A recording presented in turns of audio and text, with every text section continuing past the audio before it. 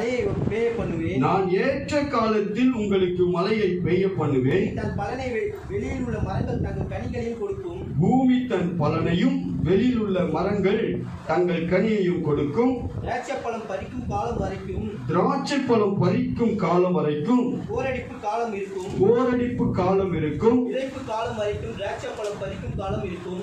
விதைப்பு காலம் வரைக்கும் திராட்சைப்பழம் பறிக்கும் காலம் இருக்கும். நீங்கள் உங்கள் அப்பத்தை திருப்தியாக சாப்பிட்டு நீங்கள் உங்கள் அப்பத்தை திருப்தியாக சாப்பிட்டு உங்கள் தேசத்தில் சுகமாய் குடியிருப்பீர்கள். உங்கள் தேசத்தில் சுகமாய் குடியிருப்பீர்கள். தேசத்தில் சமாதானம் கட்டளையிடுவேன். தேசத்தில் சமாதானம் கட்டளையிடுவேன். தத்தளிக்க பண்ணுவார் இல்லாமல் தத்தளிக்க பண்ணுவார் இல்லாமல் படுத்துக் கொள்வீர்கள். படுத்துக் கொள்வீர்கள். துஷ்ட மிருகங்களை தேசத்தில் இராதபடிக்கு ஒழிய பண்ணுவேன். துஷ்ட மிருகங்களை தேசத்தில் இராதபடிக்கு ஒழிய பண்ணுவேன். பட்டயம் உங்கள் தேசத்தில் உலாவுவதில்லை. பட்டயம் உங்கள் தேசத்தில் உலாவுவதில்லை. உங்கள் சத்துருக்களை துரத்துவீர்கள். உங்கள் சத்துருக்களை துரத்துவீர்கள். அவர்கள் உங்கள் முன்பாக பட்டயத்தால் விழுவார்கள். அவர்கள் உங்கள் முன்பாக பட்டயத்தால் விழுவார்கள். உங்கள் 5 பேர் 100 பேரை துரத்துவார்கள். உங்களில் 5 பேர் 100 பேரை துரத்துவார்கள். உங்களில் 100 பேர் 10,000 பேரை துரத்துவார்கள். உங்களில் 100 பேர் 10,000 பேரை துரத்துவார்கள். சத்துருக்கள் உங்களுக்கு முன்பாக பட்டயத்தால் விழுவார்கள். உங்கள் சத்துருக்கள் முன்பாக பட்டயத்தால் விழுவார்கள். நான் உங்கள் மேல் கண்ணோக்கமாய் இருந்து நான் உங்கள் மேல் கண்ணோக்கமாய் இருந்து உங்களை பழுகவும் பெருகவும் பண்ணி உங்களை பழுகவும் பெருகவும் பண்ணி உங்களோட என் உடன்படிக்கையை திடப்படுத்துவேன். உங்களோடு என் உடன்படிக்கையை அநேக விதமான ஆசீர்வாதங்களை கர்த்தர் சொல்லிக் கொண்டே வருகிறார். அல்லேலூயா. அவர் தேசத்தில் மழையை பெய்ய பண்ணுவேன். அவர் தேசத்தில் சமாதானம் உண்டாயிருக்கும்.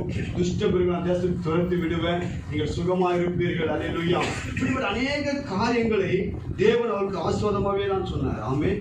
ஆனால் இந்த ஆசீர்வாதங்கள் எல்லாம் அவருடைய வாழ்க்கையில அபாத்திரமாய் மாறி போக காரணம் என்று சொல்லி பார்க்கும் பொழுது தேவனாகிய கர்த்தரை அவர் சொல்லுகிறார், நீ என் கட்டளை என் பிள்ளைகளுக்கு போதிக்க வேண்டும். ஆமென். என்ன பண்ணணுமா? இந்த காரியங்களை உன் பிள்ளைகளுக்கு போதிக்க அநேக அடையாளங்களை வைத்திருந்தார். அவர்கள் பிள்ளைகளுக்கு போதிக்க மறந்து போனதுதான் இதனுடைய காரணம். அன்பான தேவச்சனங்களே, கர்த்தருடைய வார்த்தை சொல்லுகிறது, நம் ஒவ்வொரு காரியங்களிலும் ஒவ்வொரு காலங்களிலும் எதை எதை செய்ய வேண்டும் அதை நாம் செய்ய வேண்டும்.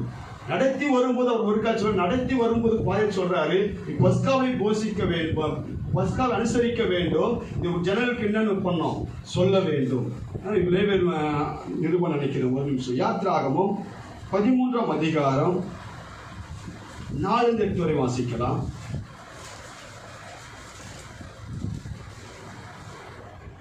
ஆபிப் மாதத்தின் இந்த நாளில் நீங்கள் புறப்பட்டீர்கள். இந்த நாளில் நீங்கள் புறப்பட்டீர்கள். ஆகையால் கர்த்தர் உனக்கு கொடுப்பேன் என்று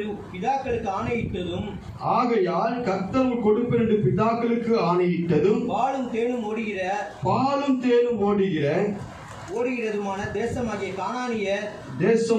கானானியர் எத்தியர் எமோரியர் ஏவியர் எபூசியர் என்பவர்களுடைய தேசத்தில் உன்னை வரப்பண்ணி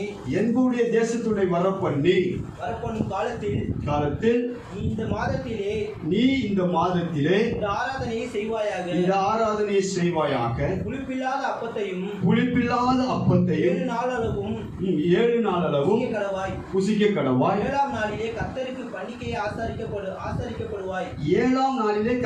பண்டிகை ஆசாரிக்க கடவாய். அந்த 7 நாளும் புளிப்பில்லாத அப்பம் புசிக்க வேண்டும். புளிப்பில்லாத அப்பம் உன்னிடத்திலே காணப்பட வேண்டும். உன் எல்லைக்குள் எங்கும் புளித்த மாவு உன்னிடத்தில் காணப்பட வேண்டாம். உன் எல்லைக்குள் எங்கும் புளித்த மாவும் உன்னிடத்தில் காணப்பட வேண்டாம்.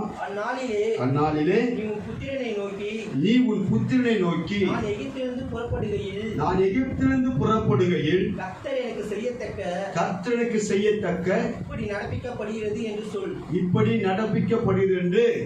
இவையெல்லாம் நினைவு கூர்தலாக அடையாளங்களாக வைக்கப்பட்டது. தன் பிள்ளைகளுக்கு எகிப்தின் அடிமைதற்கு கர்த்தர்களை மீட்டுக் கொண்டு வந்தார். நாங்கள் இத்தனை வருஷம் 400 வருஷம் நாங்கள் எகிப்தில் அடிமைகளாய் வாழ்ந்து கொண்டிருந்தோம். அவர் கடந்து வந்த பாதையில் அவருடைய ரத்தத்தில் நாங்கள் மீட்கப்பட்டோம். நாங்கள் கடந்து வந்தோம். கர்த்தர் செங்கடலை பிளந்தார். வனாந்திரத்தில் நடத்தி வந்தார். இது எல்லாவற்றையும் தன் பிள்ளைகளுக்கு போதிக்க என்பதற்காக இவங்க என்ன பண்ணாரு, நிழலாட்டமாய் வைத்திருந்தார். அல்லேலூயா. இன்னைக்கு அதே தான் நம்ம என்ன பண்றோம், மாம்சத்தை ரத்தத்தை புசித்து என்ன பண்றோம், நினைவுக்கூறாக வைத்திருக்கிறோம். அவர்கள் பிள்ளைகளுக்கு அதை போதிக்க வேண்டும். முதலாவது காரியம், எகிப்தின் அடிமைத்து விடுதலையாக்கப்பட்டதை தன் பிள்ளைகளுக்கு நீங்கள் போதிக்க வேண்டும். இதற்காக நீங்கள் 7 நாள் பண்டிகை கொண்டாட வேண்டும் என்று சொல்லி தேவனாய் கர்த்தர் ஒரு பிரமாணத்தை வைக்கிறார். அல்லேலூயா. இரண்டாவது காரியத்தை பார்க்கும் பொழுது யோசுவாவின் புஸ்தகம் 4ஆம் அதிகாரம் 5 வாசிக்கலாம்.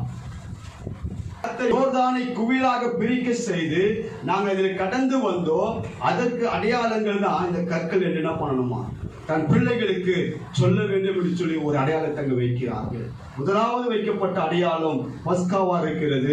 இரண்டாவது செய்யப்பட்ட அடையாளம் கற்களா இருக்கிறது. மூன்றாவது அடையாளம் சொல்லப்படுகிறது அதே யோசுவாவின் புஸ்தகம் 22ஆம் அதிகாரம் 23 28 வரை வேகமாய் வாசிக்கலாம். நாங்கள் எங்களுக்கு அந்த பீடத்தை கட்டினதோ அல்லாமல் கர்த்தரை பின்பற்றாதபடிக்கு விலகுவதற்காவது அதன் மேல் சர்வாங்க பலிகளை செலுத்துவதற்காவது போஜன பலியாகிலும் சமாதான பலிகளை ஆகிலும் செலுத்துகிறதற்காவது அதை செய்ததுண்டானால் கர்த்தர் அதை விசாரிப்பாராக. நாளைக்கு உங்கள் பிள்ளைகள் எங்களை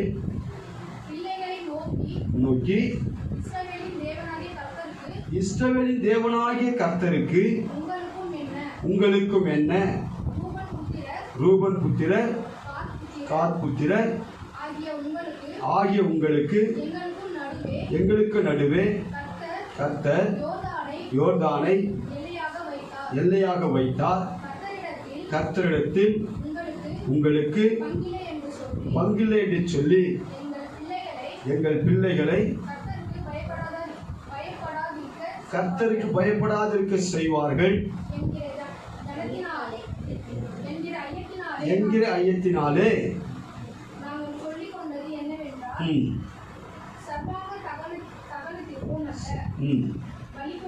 பலிக்கும் அல்ல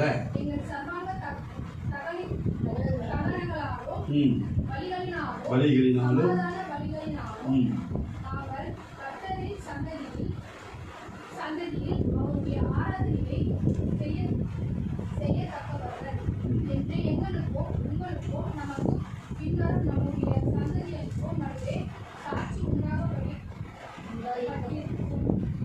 சரி போதும்.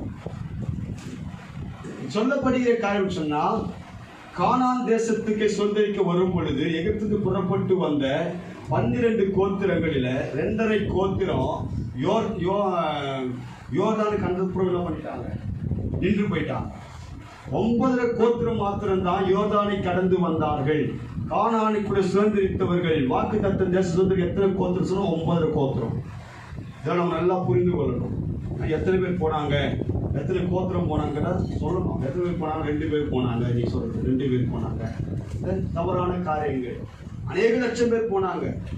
எகிப்திலிருந்து புறப்பட்டு வந்தவர்கள் 2 பேர் தான் போனாங்க. வழியில மற்றவெல்லாம் மறித்து போனாங்க. உள்ள போனவர்கள் அநேக சனங்கள் போனாங்க. எத்தனை கோத்திரம் உள்ள போச்சுன்னா 9.5 கோத்திரம் யோர்தானைக்கு கடந்து வந்து கானான் பிரவேசித்தார்கள். வாக்குத்தத்தம் பண்ணப்பட்ட தேசத்துல. மிச்சம் 2.5 கோத்திரம் யோர்தானுக்கு அந்த பகுதி என்ன பண்ணிட்டாங்க, நல்ல செழிப்பை பார்த்த உடனே எங்களுக்கு இந்த இடமே போதும், இது எங்களுக்கு நிலமா இருக்குன்னு சொன்னா பண்ணிட்டாங்க. அங்க அவங்க தங்கிட்டாங்க. அப்போ அவங்க என்ன செய்யறாங்கன்னு சொன்னால், அது 2.5 கோத்திரத்தார் ஒரு பலிப்பீடத்தை கட்டுறாங்க. பலிப்பீடத்தை கட்டிட்டு கட்டும் போது இந்த 9.5 கோத்திரம் என்ன பண்றாங்க, அவங்க தனியா அவருக்கு ஒரு பலிப்பீடம் கட்டுறாங்களே, இது தேவனுக்கு பிரியம் இல்லாத காரியம். லேவியர் மாத்திரத்தை என்ன பண்ணணும், ஆசீர்வாதம் செய்யணும். லேவியர்கள் இந்த பக்கத்தில் இருக்கும்போது அவங்க தனியாக பலிப்பீடத்தை கட்டி எந்த ஆசீர்வாதம் செய்ய போறாங்க. அப்போ அவருக்கு என்ன பண்றாங்க, தடுத்து நிறுத்த வரும்போது அவங்க சொல்றாங்க, இல்ல நாங்க பலியிடுவதற்காக இது நாங்க கட்டப்படல, நாங்க தகன பலிகளோ சமாதான செலுத்துவதற்கு கட்டப்படல. நாளைக்கு ஒருவேளை உன் பிள்ளைகள் என் பிள்ளைகளை நோக்கி நீ என் தேவனுக்கு சம்பந்தப்பட்டவர்கள் அல்ல, நாங்கள் தான் தேவனுக்குரியவர்கள், நீங்கள் எல்லாம் தேவனுக்குரிய ஜனங்கள் அல்ல என்று பிள்ளைகளுக்கு சொல்லாதபடிக்கு இது ஞாபகமாக இருக்கும்படியாக இந்த பலிபீடத்தை நாங்கள் கட்டுகிறோம் என்று என்ன பண்றாங்க, அவர்களுக்கு ஒப்பந்தம் பண்ணுகிறார்கள். அதில் 3 விதமான காரியத்தை நல்ல மனதில் வைத்துக் கொள்ளும். முதலாவது காரியம் பஸ்கா அடையாளமாக வைக்கப்பட்டது. 2வது கல்லானது யோர்தானை கடந்து வரும்போது கல் அடையாளமாக வைக்கப்பட்டது. 3வது காரியத்தை நாம் போய் பார்த்தது போல பலிபீடமானது அடையாளமாக வைக்கப்பட்டது. அல்லேலூயா. இப்படிப்பட்ட அடையாளங்கள் எல்லாவற்றும் வைக்கப்பட்டது. ஆனாலும் இந்த அடையாளத்தை தன் பிள்ளைகளுக்கு காண்பித்தார்கள் என்று சொன்னால் அவர்கள் காண்பிக்க மறந்து போனார்கள். நியாயாதிபதி புஸ்தகம் சொல்லப்படுகிறது, எடுத்து வாசிக்கலாம். 2ஆம் அதிகாரம் 8 - 12 வரை வாசிப்போம்.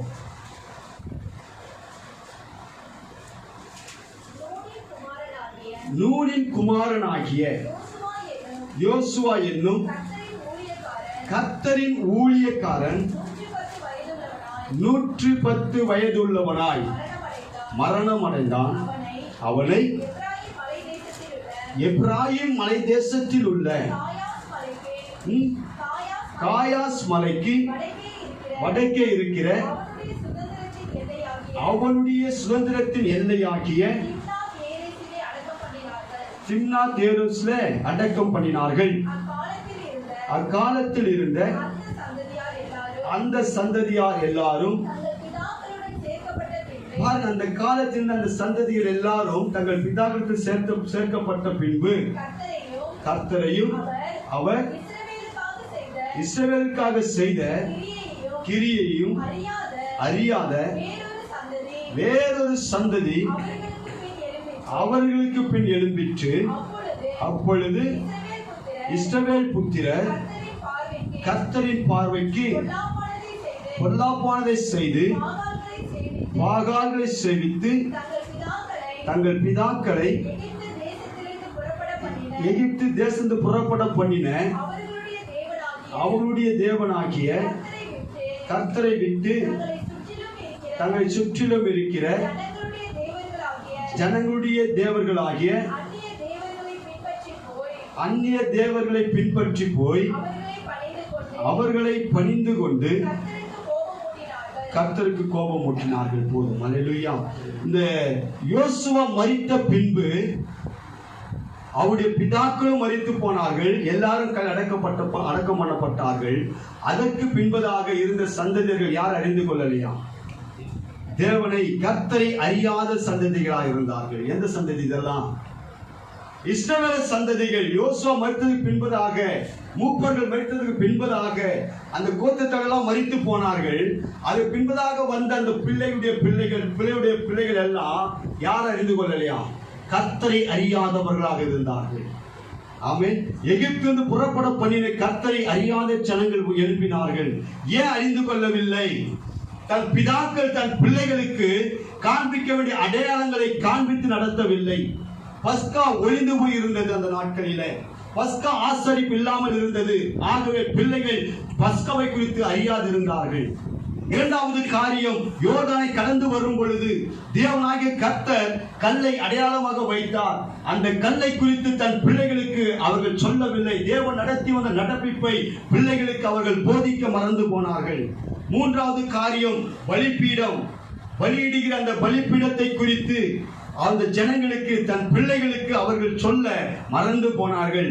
ஆகவே மூதாதையர்கள் மரித்து போனார்கள், பிதாக்கள் மரித்து போனார்கள், பிள்ளைகள் எல்லாம் தேவனை மறந்து போனார்கள். ஒரே ஒரு காரணம், சொல்ல வேண்டிய காரியங்களை, வைக்கப்பட்ட அடையாளங்களை பிள்ளைகளுக்கு என்ன பண்ணல? போதிக்கவில்லை. கருத்தாய் போதிக்க வேண்டும் சொல்லுகிறது. நீ எழுந்திருக்கும் போது படுக்கும் போது பிள்ளைக்கு என்ன பண்ண? கருத்தாய் அவர்களை போதிக்க வேண்டும். அவர்களுக்கு நீ பேச வேண்டும். அவர் பிள்ளைகளிடத்துல அந்த ஜனங்கள் என்ன பண்ணல? காணாத சுதந்திரித்த உடனே தேவனை மறந்து போய் கர்த்தரை சொல்ல வேண்டிய காரியங்கள் அவர்கள் பிள்ளைகளுக்கு போதிக்காததினால பிதாக்கள் மரித்து போயிட்டார்கள். பிள்ளைகள் என்ன பண்ணாங்க? அந்நிய தேவர்களை வழிபட ஆரம்பிக்கிறார்கள். ஆகவே அவருடைய வாழ்க்கையில தேவனுடைய கோபம் கடந்து வருவதை நாம் பார்க்கிறோம். ஆகவே தேவனுடைய ஆசீர்வாதங்கள் எல்லாம் அவர் இழந்து போய் நாம் பார்க்கிறோம். ஒரே காரணம், பெற்றோர்கள் தன் பிள்ளைகளுக்கு சொல்ல வேண்டியதை அவர்கள் சொல்ல மறந்ததினால. அல்லேலூயா. இன்னைக்கும் அன்பான தேவ பிள்ளைகளை, இன்னைக்கும் அநேக ஜனங்கள் மரித்துக் கொண்டிருக்கிறார்கள். இன்னைக்கும் அநேக ஜனங்கள் பாவத்தில் மரித்துக் கொண்டிருக்கிறார்கள், வியாதியில மரித்துக் கொண்டிருக்கிறார்கள். அவர்களுக்கு சுவிசேஷம் அறிவிக்கப்பட வேண்டும். இன்னைக்கு நீங்களும் நானும் சும்மா இருப்போம் என்று சொன்னால் அநேகர் மரித்துக் கொண்டு காதுகள் கேட்டுக்கொண்டு இருக்கும். நீங்கள் என்ன செய்ய போகிறோம்? நீங்கள் நானும் தேசத்துக்கு சுவிசேஷத்தை பிரசங்கிக்கும்படியாக தேவனாய் கர்த்தர் நம்மை தெரிந்து வைத்திருக்கிறார். இன்னைக்கு தேசம் ரட்சிக்கப்படவில்லை, தேசத்தின் ஜனங்கள் மனம் திரும்பவில்லை, தேசத்தின் ஜனங்கள் அக்கிரமத்தில் வாழ்ந்து கொண்டிருக்கிறார் என்று சொன்னால் நீங்களும் நானும் அதற்கு காரணமாக இருக்கிறோம். வேதம் சொல்லுகிறது, அந்தகார இருளில் நின்று ஆட்சேபனை ஒழித்து வரவர்களுடைய புண்ணியங்களை அறிவிக்கும்படியாக தெரிந்து கொள்ளப்பட்ட ராஜரீக கூட்டமாக கர்த்தர் வைத்திருக்கிறார். அல்லேலூயா. நம்மை அந்த காலத்தில் அழைத்து வந்த தேவனாகிய கர்த்தருடைய நாமத்தை தேசத்தின் ஜனங்களுக்கு நாம் சொல்ல வேண்டும், நம் பிள்ளைகளுக்கு சொல்ல வேண்டும், தன் குடும்பத்தில் உள்ள சொந்தங்களுக்கு நாம் சொல்ல வேண்டும். ஆனால் இன்னைக்கு நாம் தேசத்தில் ரட்சிப்பு என்று சொன்னால் நீங்களும் நானும் தேவனை குறித்து பேசவில்லை. இன்னைக்கு நாம் எதை காட்டி நாம் பேசிக் கொண்டிருக்கிறோம். அந்த கானானுடைய ஜனங்கள் அதை தான் பேசிக் கொண்டிருந்தாங்க, அவருடைய சுதந்திரத்தை பேசிக் கொண்டிருந்தாங்க, அவருடைய சந்தோஷத்தை பேசிட்டு இருந்தாங்க. ஆனால் தேவ பிள்ளைகளிடத்தில் அவர்கள் கர்த்தர் நடத்தி வந்த நடப்பிப்பை குறித்து அவர்கள் பேச மறந்து போனார்கள். ஆகவே அந்த ஜனங்களுடைய வாழ்க்கையில தேவனுடைய கோபம் கடந்து வந்தது, கொடுக்கப்பட்ட ஆசீர்வாதம் இழந்து போனார்கள். இன்னைக்கு தேசம் சிறந்து கிடப்பதற்கு காரணம் நீங்களும் நானுமாய் மாறிவிடக் கூடாது. நாம் தேசத்துக்கு சத்தியத்தை நாம் பிரசங்கிக்க வேண்டும். ஆண்டவராகிய இயேசு கிறிஸ்துவை தேசத்துக்கு நாம் காண்பிக்க வேண்டும். இல்லை என்று சொன்னால் தேசம் அது சீர்கெட்டு போய்விடும். இன்னைக்கு தேசத்துக்கு இயேசுவை காண்பிக்கிறது நீங்களும் நானும் சும்மா இருக்கிறதுனால தான் இந்த கொள்ளை நோயில் அநேக ஜனங்கள் இன்னைக்கு மரித்து கிடக்கிறார்கள். கொள்ளை நோய்கள் சம்பவிக்க வேண்டும் வேதம் சொல்லுகிறது. என் ஆண்டவராகிய இயேசு கிறிஸ்துக்கு வருகைக்கு இது அடையாளம் என்று சொல்லி நாம் பழகுகிற பார்க்கிற ஜனங்களோடு கூட இந்த சத்தியத்தை நாம் பேச வேண்டும். அப்போதான் ஜனங்கள் தப்புவிக்கப்படுவார்கள். நீங்கள் நான் நமக்கு என்ன சும்மா இருக்கிறோம், எனக்கு ஒண்ணும் நடக்கல, நான் சுகமா இருக்கிறேன், நான் 1000 சுத்திட்டு வரேன், எனக்கு நாவல ஒண்ணும் ஆகல, நம்ம வேலையை பார்த்துட்டு இருக்கிறோம். இல்ல, தேசம் பாழாய் கிடக்கிறது, தேசம் பாழாய் கிடக்கிறது. தேசம் இன்னும் அறிய வேண்டிய தேவனை அறியவில்லை. யார் அவருக்கு போய் சொல்லுவாங்க? யார் சொல்றது? இன்னைக்கு கொரோனா கண்டு பயந்துட்டு இருக்கிறோமே, இந்த கொரோனாவில் இருக்கிறவர்களுக்கு யார் விடுதலை கொடுப்பாங்க? தேசம் பூமியானது கர்த்தரை அறிகிற நிரப்பப்பட வேண்டும். அதுக்கு அதங்கத்தை மறைச்சிருக்கிறாரு. ஆமென். நீங்க பிள்ளைகளுக்கும் போதிக்கல, உற்றாருக்கும் போதிக்கல, உறவினருக்கு நாம் என்ன பண்ணல, இயேசு கிறிஸ்துவை குறித்து நாம் பேசலங்க. இன்னைக்கு நாம் கும்பல் கூடி நான் எதோ காட்டு விட்டு பேசிட்டு இருக்கிறோம், வேண்டாத காரியம் பேசுகிறோம், உலக காரியங்களை பேசுகிறோம், சத்தியத்தை நாம் பேசிக் கொண்டு இருக்கிறோமா? வேதத்தை நாம் பேசிக் கொண்டு இருக்கிறோமா? இந்த கடைசி நாட்கள் வேதத்தை பேச வேண்டும், சத்தியத்தை நாம் பிரசங்கிக்க வேண்டும். நமக்கு அறிந்த சத்தியங்களை அறியாததை நாம் சொல்லணும். உன்னில் அன்பு கூறுவது போல பிறத்திலும் அன்பு கூற வேண்டும் என்ற காலகட்டத்தில் நாம் வந்துட்டோம். இன்னைக்கு நம்ம மாத்திரம் நேசித்தா போதும். என் ஆண்டவராக இயேசு கிறிஸ்து வரும்போது நான் மட்டும் போயிடுவோம் போதும்ல. அறியாத நீ சொல்லு. அவர்கள் சொல்ல மறந்தார்கள், அவர்கள் சொல்ல மறந்தார்கள், அடையாளங்களை காண்பிக்க மறந்தார்கள். வைக்கப்பட்ட அடையாளம் 3 அடையாளம் சொன்ன. முதலாவது அடையாளம் பஸ்கா. என் ஆண்டவராகிய இயேசு கிறிஸ்து உனக்காகவும் எனக்காகவும் பலியானாரே. அந்த பஸ்காவை ஆண்டவராகிய இயேசு கிறிஸ்துவை குறித்து ஜனங்களுக்கு திட்டமாய் கருத்தாய் போதிக்க வேண்டும். உன் பாவங்களுக்காக, உன் அக்கிரமங்களுக்காக என் கல்வாரி சிலுவையில் ஆண்டவராகிய இயேசு கிறிஸ்து அடிக்கப்பட்டார். நீ உன் பாவத்தை அறிக்கை செய்து மனம் திரும்ப, நிச்சயமாக எப்படிப்பட்ட பாவியா இருந்தாலும் என் கர்த்தருக்கு மன்னிப்பாடு சொல்லி நீங்களும் நானும் போதிக்க வேண்டும். அதுதான் பஸ்காவா இருக்கிறது. இரண்டாவது வைக்கப்பட்ட கல், அது கண்மலையை குறிக்கிறது. என் ஆண்டவராகிய இயேசு வரும் பொழுது உன் தாகத்தை அவர் தீர்க்கிறவரா இருக்கிறார். உன் வாழ்க்கை எப்படிப்பட்ட பிரச்சனை இருந்தாலும் என் கர்த்தர் மாற்றுவார் சொல்லி அந்த கண்மலை கிறிஸ்துவை குறித்து உன் ஜனங்களோடு திட்டமாய் பேச வேண்டும். எத்தனை ஜனங்கள் பரிதபித்துக் கொண்டிருக்கிறார்கள். அநேக வேதனைகள், நெருக்கங்கள், வாழ்க்கை கசப்பாக எதற்காக இந்த வாழ்க்கை என்று சொல்லி மனத்தை நோக்கி ஓடிக்கொண்டிருக்கிற ஜனங்கள் இருக்கிறார்களே, யார் அவருக்கு சொல்ல வேண்டும்? வைக்கப்பட்ட அடையாளமான கண்மலையாக கல்லை குறித்து திட்டமாய் போதிக்க வேண்டும். ஜனங்களுடைய பாவங்களுக்கும் ஜனங்களுடைய பற்றாக்குறைகள், வேதனை, வியாதிகளுக்கும் நீங்கள் நானும் பரிகாரம் செய்கிறவர்களாக காணப்பட வேண்டும். மூன்றாவது பலிபீடம், என் ஆண்டவராகிய இயேசு கிறிஸ்து சிலுவையை குறிக்கிறது. அதுவே நமக்கு வைக்கப்பட்ட அடையாளம். அந்த சிலுவையை நோக்கி பார்த்த முகங்கள் பிரகாசம் அடைந்தார்கள். அவர் வெட்கப்படவில்லை. அநேக ஜனங்கள் வெட்கத்தின் வாழ்க்கை வாழ்ந்து கொண்டிருக்கிறார்கள். அநேக ஜனங்களுடைய வாழ்க்கையில் சந்தோஷம் இல்லை, சமாதானம் இல்லை, நெருக்கத்தின் வாழ்க்கை, பிரச்சனையோடு வாழ்ந்து கொண்டிருக்கிறார்களே. எங்க போன விடுதலை கிடைக்கும் என்று தெரியவில்லை. நீங்களும் நானும் இயேசுவின் சிலுவை அடையாளத்தை காண்பிக்க வேண்டும். ஆனால் நாம் எப்படிப்பட்ட வாழ்க்கை வாழ்ந்துட்டு இருக்கிறோம்? நம்முடைய வாழ்க்கையில் சுகம் இல்லை, நம்முடைய வாழ்க்கை சமாதானம் இல்லை, ஆனால் நம்முடைய வாழ்க்கை தரித்திரமா இருக்கிறது. ஏன்? தேவனை குறித்து நாம் பேசுகிறது இல்லை, தேவன் நடத்தி வந்த நடப்பை நாம் நினைத்து பார்க்கிறது இல்லை, கர்த்தர் நமக்காகப்பட்ட பாடுகள் குறித்து நாம் சிந்திக்கிறது இல்லை. ஏதோ ஒரு வாழ்க்கை கிறிஸ்துவ வாழ்க்கை என்று வாழ்ந்து கொண்டிருக்கிறோம். அன்பான தேவ பிள்ளையே, உன்னை அழைத்த தேவனை உலகத்திற்கு நீ சொல்ல வேண்டும். நல்ல பாடல் பாடினாங்க, முதல் பாடல் பாடினாங்க, அதிகாலையும் திருமுகம் தேடி. கடைசி வார்த்தை என்ன பண்ணிட்டாங்க? விட்டுட்டாங்க. சுவிசேஷ பாரம் ஒன்று என் சுமையாக மாற வேண்டும், என் தேச எல்லை எங்கும் உந்தன் நாமம் சொல்ல வேண்டும். ரொம்ப வருத்தமா அந்த வரி விட்ட உடனே நல்ல ஆளுநர் பேசிட்டே வர்றாரு. நம்ம கொடுக்க போற வார்த்தை தேசத்தில் நாம் பிரசங்கிக்கப்பட வேண்டும் சொல்ல போறேன். அந்த வார்த்தை என்ன பண்ணல, பாடவில் ரொம்ப வேதனையா இருந்தது. ஆனால் அடுத்த பாட்டில் பண்ணாங்க, ரொம்ப சந்தோஷமாயிடுச்சு. நான் எல்லாத்தையும் ருசிப்பேன், ஆளுநர் எப்படி எல்லாம் பேசுறாரு. அடுத்த பாட்டு சொன்னாங்க, என்ன அடுத்த பாட்டு பாட்டு பண்ணாங்க சொல்லுங்க பார்க்கலாம். யார் கரெக்டாக சொல்லியிருப்பாங்க? யாருக்கு தெரியும்? பாடினே இருக்கும் அவர்தான். அப்புறம் அதுதான் அந்த வழி பாடு பார்க்கலாம். வல்லமை எங்கள் மேல வல்லமையோடு வல்லமை வல்லமை தாருமே தேசத்துவனுக்காக. ஆமாங்க, அந்த சுவிசேஷ வத்துப்பா அந்த வர வரி சொல்ல எனக்கு ரொம்ப சந்தோஷமாயிடுச்சு. வல்லமை தாங்க, நான் தேசத்தை என்ன பண்ணுவேன்? கலக்கிடுவேன். நம்ம எங்க தேசத்தை கலக்க போறோம்? நம்ம தெருவே கலக்க முடியல, தெருவே கலக்க முடியல, நம்ம குடும்பத்தை கலக்க முடியல. குடும்பத்தில் என்ன பண்ண நிறைய பேர் ரட்சிக்கப்படல, சொந்தம் ரட்சிக்கப்படல, உற்ற ரட்சிக்கப்படல. நம்ம எங்க தேசத்தை கலக்க போறோம்? நம்ம வல்லமை இந்த நாள் அன்பான தேவ பிள்ளைகளை கர்த்தரை குறித்து நாம் பேச வேண்டும். கடைசி நாட்களில் சம்பவிக்கிற காரியங்களை ஜனங்களுக்கு சொல்ல வேண்டும். அப்போதான் எழுப்புதல் உண்டாகும் தேசத்துல. வேதம் முன்னதாக சொல்லப்பட்டிருக்கிறது, கொரோனா நோய் வரும் என்று என் வேதம் முன்பதாக சொல்லப்பட்டிருக்கிறது. எதற்கென்று சொன்னால் ஜனங்கள் அழிந்து போவதற்காக அல்ல, ஜனங்கள் மனம் திரும்புவதற்காக, உணர்வடைய வேண்டும். ஏற்று முன்பதாக சொல்லப்பட்டிருக்கிறது. நடுவில் வந்தா என்ன பண்ண முடியாது, மனம் திரும்ப முடியாது. முன்பதாக எழுதப்பட்ட காரியம் சம்பவித்துக் கொண்டிருக்கிறது. இதனுடைய கடைசி என்னன்னு சொன்னா, என் ஆண்டவராகிய இயேசு கிறிஸ்து வரப்போகிறாரு. அப்போது வரும் பொழுது யாரெல்லாம் அவரை விசுவாசிக்கிறார்களோ, யாரெல்லாம் அவரை சொந்த தெய்வமாக ஏற்றுக்கொண்டிருக்கிறார்களோ, அந்த ஜனங்கள் நிச்சயமாக அவரோடு கூட பரலோகத்துக்கு எடுத்துக்கொள்ளப்படுவார்கள். அல்லேலூயா. இவை நாம் கருத்தாய் சொல்ல வேண்டிய காலத்தில் இருக்கிறோம். இன்னைக்கு கருத்தாய் பேசணும். கொரோனா வியாதி இருக்கு, அவனுக்கு கூட சொல்லு, கொரோனா கண்டு பயப்படாத, இது சம்பவிக்க வேண்டிய காரியமா இருக்குது. நீ மனமாற்றம் திரும்பு, இயேசுவை நோக்கி பாரு. நீ மரித்தாலும் கவலைப்படாத, நீ மரித்தாலும் தேவனுக்கு இருக்க போகிற. அல்லேலூயா. இன்னைக்கு மரணத்தின் பயம், மரணத்தின் பயம். மரிச்சா என்ன பண்ண போறோம்? மரிச்சா நம்ம மரிச்சா எங்க போறோம்?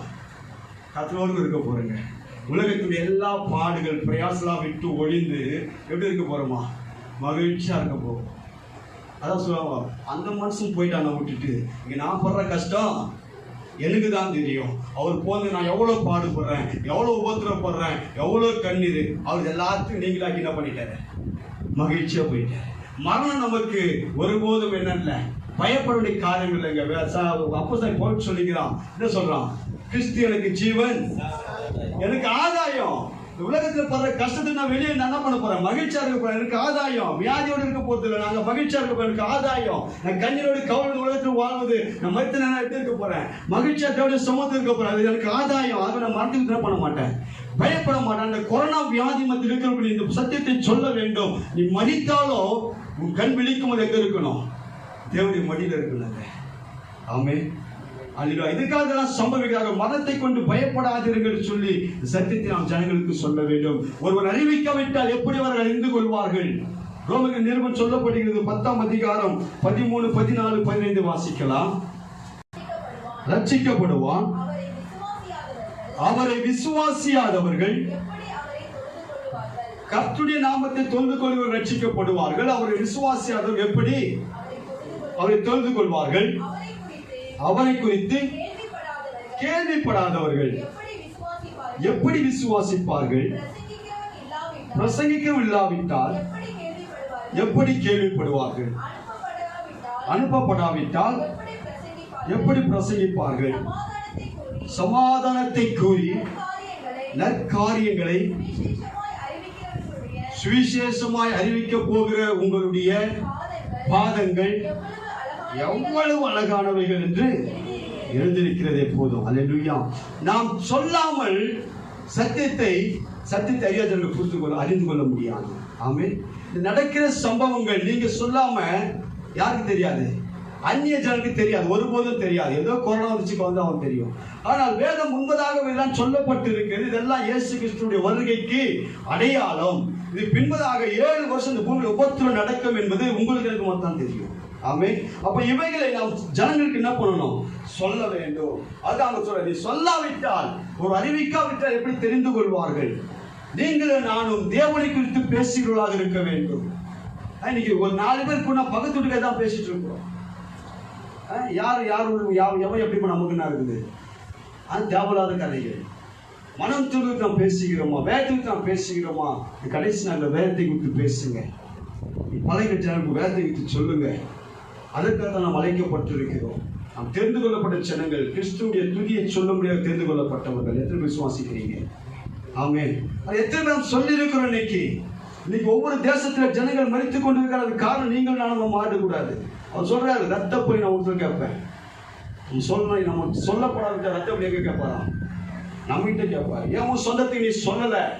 ஏன் உனக்கு பழகனை பேசல? அது ரத்தப்படி ஆலோசனை வருமா? நீ போய் சொல்லு. கேட்க சொல்லுவேன், கேட்கட்டும். கேட்கலன்னா அவன் ரத்தப்படி அவன் மேல சுமரும். நீ சொல்லாவிட்டால் அவருடைய ரத்தப்படி உண்மையில சுமரும். அல்லேலூயா. அன்பான தேவப்பிள்ளை, கடைசி நாட்டு காரியங்களை நாம் தேவ பிள்ளைகளுக்கு நாம் போதிக்க வேண்டும். அப்போஸ்தலனாகிய பவுல் அழகா சொல்றாங்க. ரோமர் நிருபம் 1ஆம் அதிகாரம் 14-17 வாசிக்கலாம்.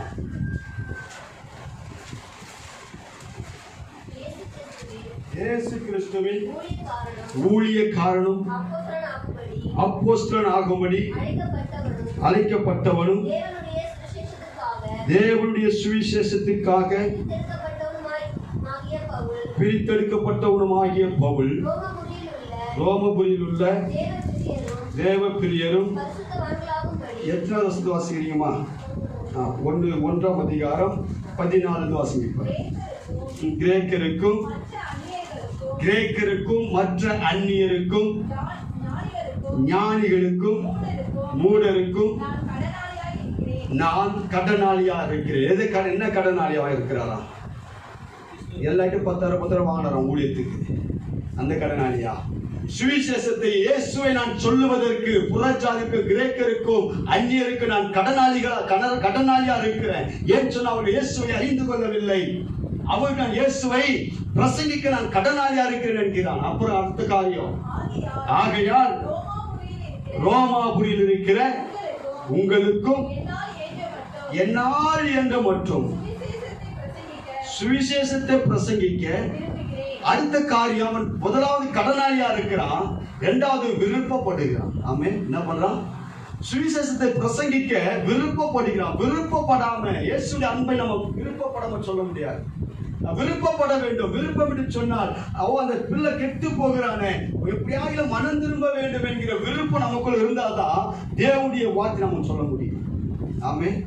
அந்த தேவ ஆவி நமக்குள் ஊற்றப்பட்டு இருக்க வேண்டும். ரோமர்கள் 5 சொல்லி வாசிக்க வேண்டாம்.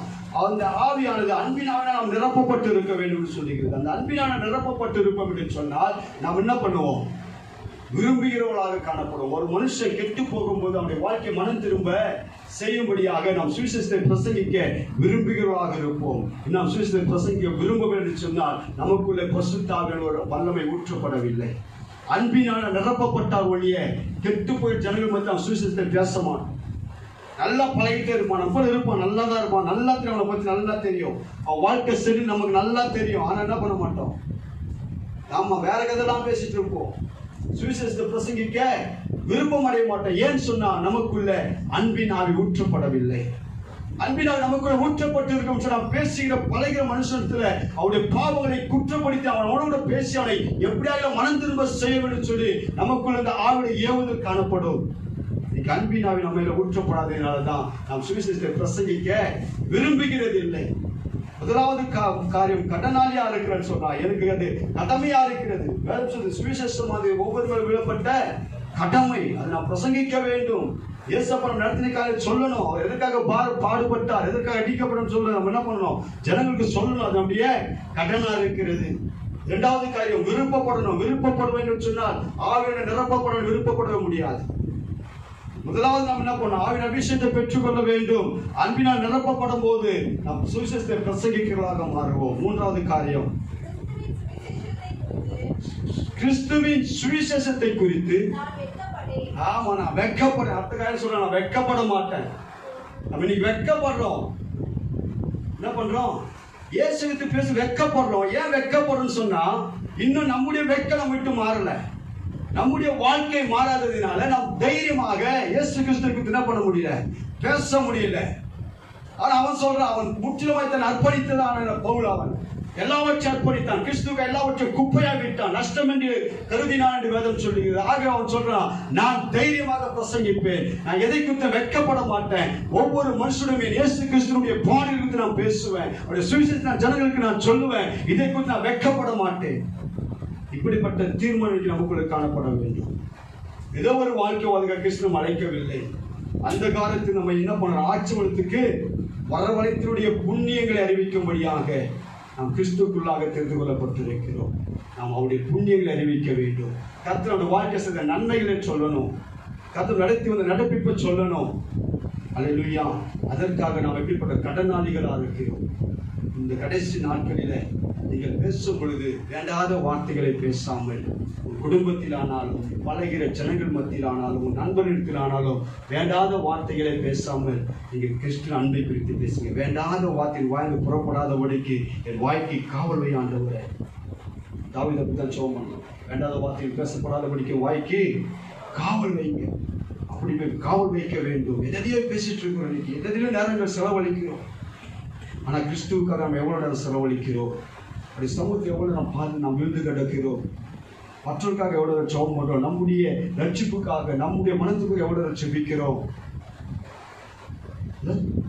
எத்தனை நேரம் நம்ம எந்தெந்த கதையோ பேசுறோமே, இயேசுக்கு தான் பேசியிருக்கிறோமா? நீ நம்முடைய வாழ்க்கை அப்படியாய் மாற வேண்டும். கர்த்தர் அதை விருப்பப்படுகிறார். நம்ம சும்மா செய்கிறது இல்லை. வேதம் சொல்லியது 1 தெசலோனிக்கேயர் 2:19 வாசிங்க. நீ செய்யறது சும்மா செய்ய போறது இல்லை. ஆமா, 1 தெசலோனிக்கேயர் 2:19-20 எங்களுக்கு நம்பிக்கையும் சந்தோஷமும் மகிழ்ச்சியின் கிரீடமாய் இருப்பவர்கள் யார்? நம் கர்த்தராகிய இயேசு கிறிஸ்து வரும் பொழுது அவருடைய சன்னிதானத்திலே நீங்கள் அல்லவா எப்படி இருப்பீர்கள்?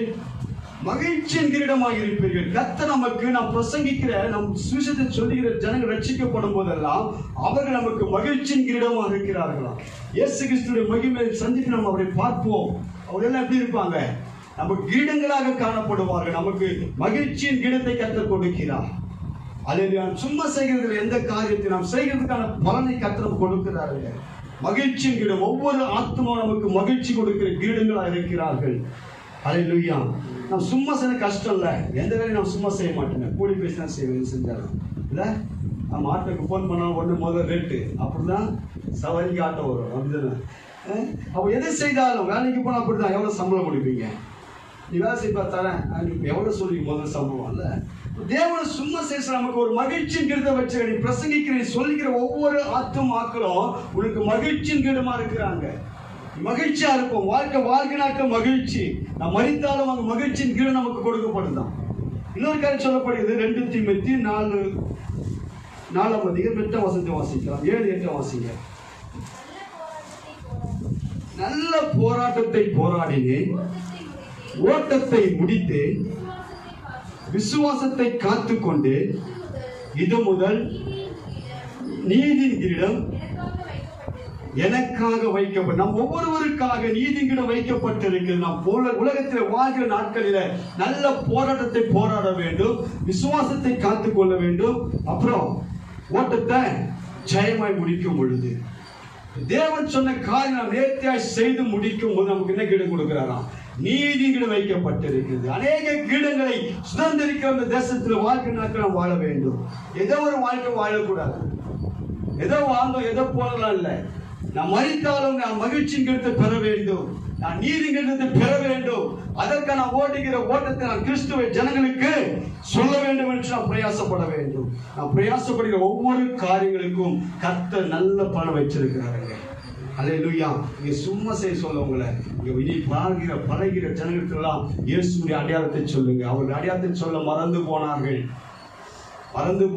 யோசுவா மரித்து போனான். பிதாக்கள் எல்லாம் மரித்து என்ன பண்ணாங்களாம்? அவர் பிதாக்கள் சேர்க்கப்பட்ட போது அடுத்து வந்த சந்ததிகள் எல்லாம் தேவன் என்ன பண்ணல, அறிந்து கொள்ளவில்லை. ஏன்? ஒரே காரணம், அவர்கள் அடையாளங்களை சொல்லவில்லை.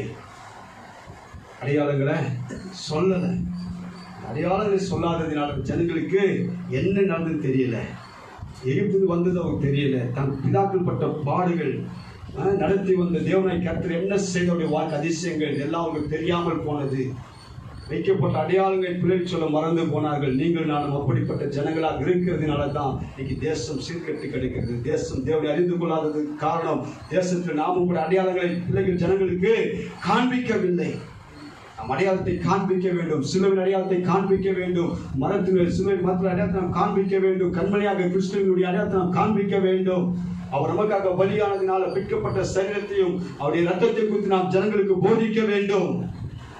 அல்லேலூயா. நம் அடையாளங்களை மறந்து போகும் என்று சொன்னால் தேசம் சீர்கெட்டு போய்விடும். தேசத்துக்கு நாம் அடையாளங்களை காண்பிக்கும்படியாகவே ஆண்டவராகிய இயேசு கிறிஸ்து உங்களையும் என்னையும் தெரிந்திருக்கிறார். அல்லேலூயா. ஊர்க்கதை பேசுவதற்கு, உலகத்துக்கு கதை பேசுவதற்கு அல்ல, தேவனுடைய அன்பை பேசுவதற்காக, தேவனுடைய அன்பை மற்றவர்களுக்கு காண்பிப்பதற்காக நம்மை கர்த்தர் தெரிந்து வைத்திருக்கிறார். தேவ அன்பினால் நிரப்பப்படும் போது வாசித்து முடிக்கலாம். ரோமர்கள் நிருபம் 5ஆம் அதிகாரம் 5ஆம் வசனம் வாசித்து நாம் முடிக்கலாம். மேலும் நமக்கு அருளப்பட்ட பரிசுத்த ஆவியினாலே தேவ அன்பு நம்முடைய இருதயங்களில் ஊற்றப்பட்டிருக்கிறபடியால் அந்த நம்பிக்கை, ஆமாங்க, தேவ அன்பு நம்ம மேல ஊற்றப்பட்டிருந்தா அந்த நம்பிக்கை ஒருபோதும் எந்த சூழல் வெட்கப்படுத்தாது.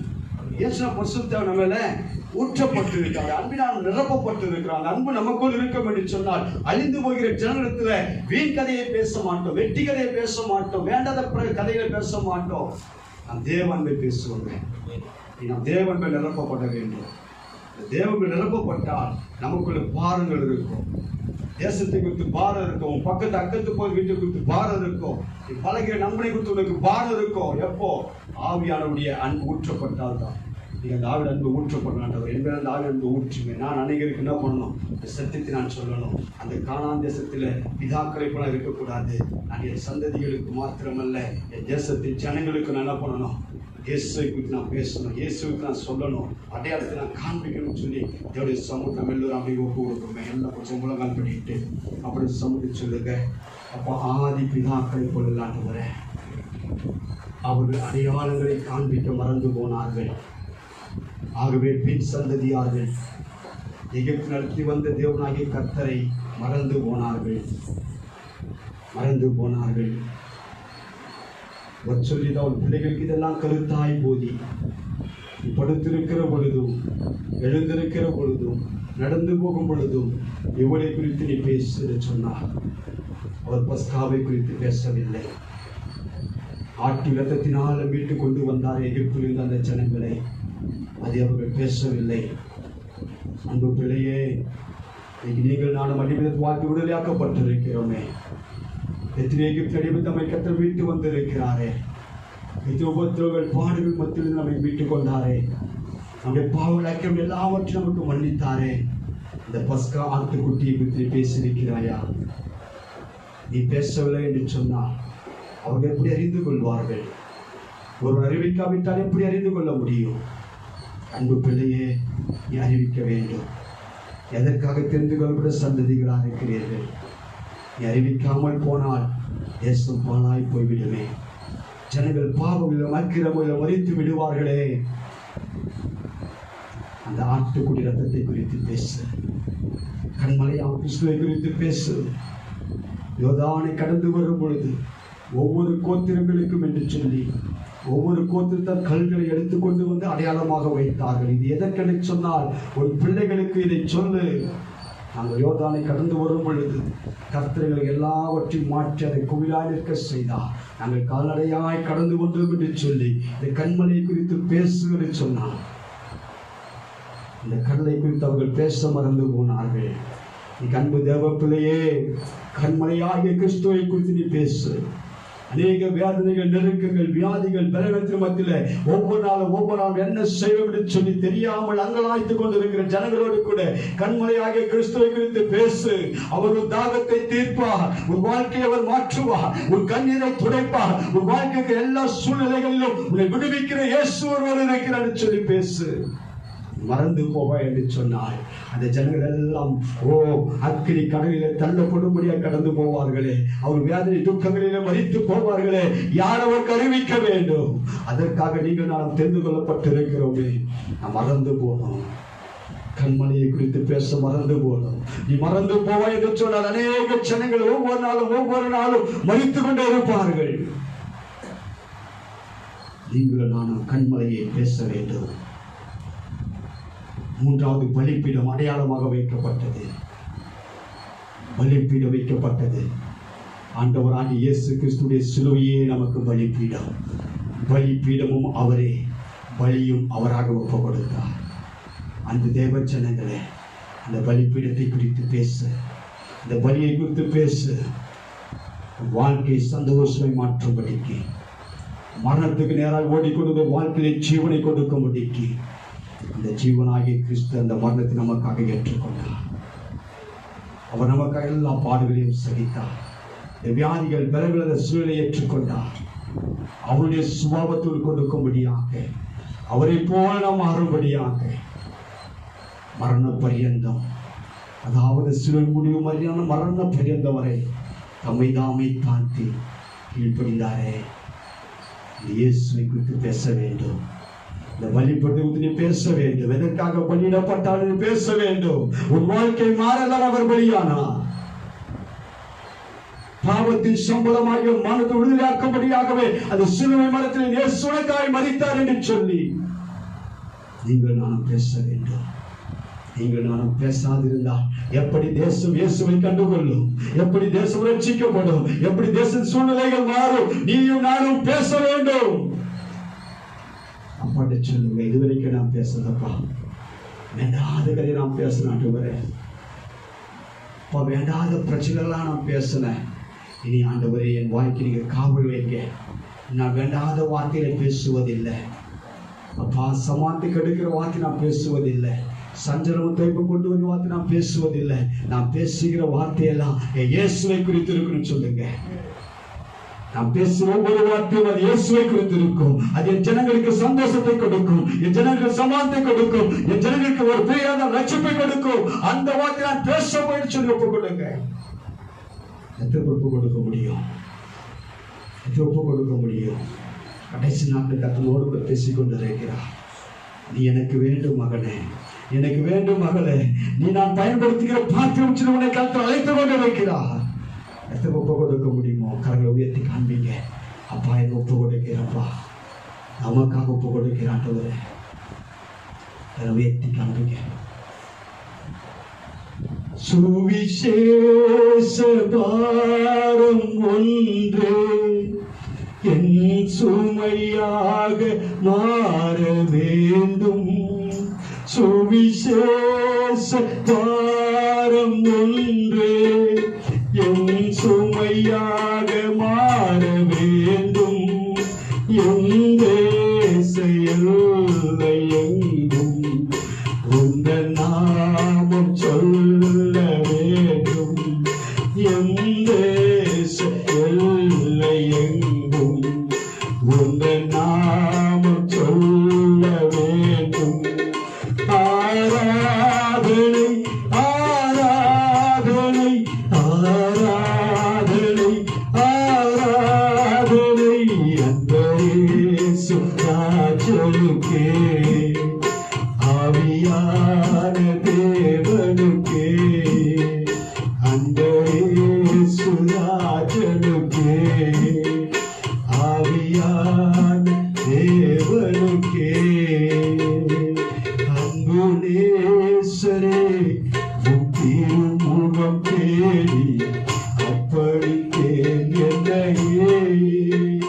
ஆராதனை துதி ஸ்தோத்திரங்கள் அப்படி உமக்கு தந்தே.